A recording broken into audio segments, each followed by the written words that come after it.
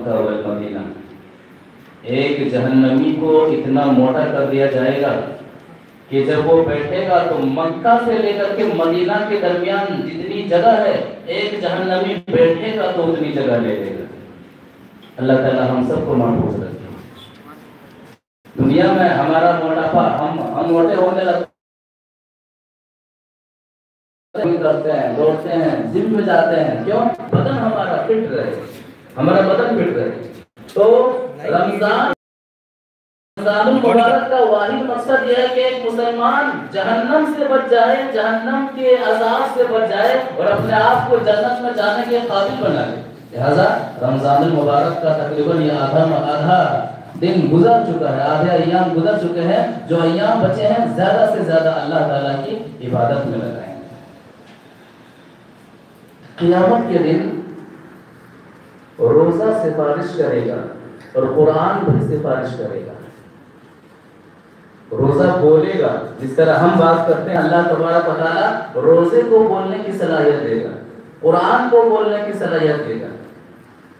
کون سا دن؟ جس دن باپ ماں سے بھاگے گی، گہرے دوست کو چھوڑ کر کے بھاگے گا، جس دن ہر گنہگار شخص کی یہ خواہش ہوگی کہ پروردگارا میری ماں کو جہنم میں ڈال دے، میرے باپ کو جہنم میں ڈال دے، میری بیوی کو جہنم میں ڈال دے، میری اولاد کو جہنم میں ڈال دے، میری پوری فیملی کو جہنم میں ڈال دے، صرف میں جنتی بن جاؤں، پوری دنیا والوں کو جہنم میں ڈال دے۔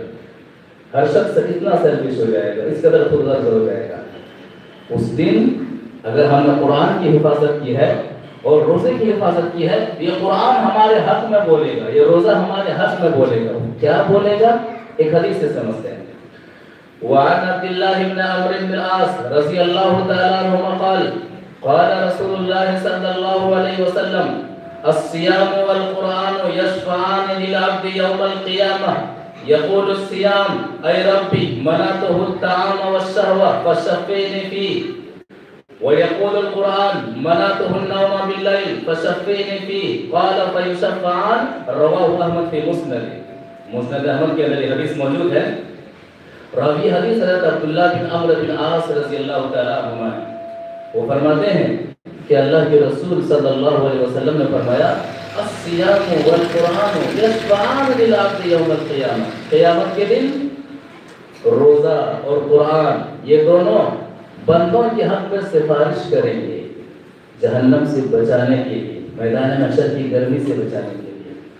یقول الصیام، روزہ کہے گا اے ربی منعته الطعام والشهوة، پروردگارا میں نے اسے دن میں کھانے پینے سے روک دیا تھا، حلال کھانا گھر میں موجود تھا، حلال پانی گھر میں موجود تھا اور حلال شہوت کے وسائل گھر میں موجود تھے، لیکن میں نے انہیں کھانے پینے اور شہوت سے روک دیا تھا، فشفعنی، میری سفارش ان کے حق میں قبول کرنا۔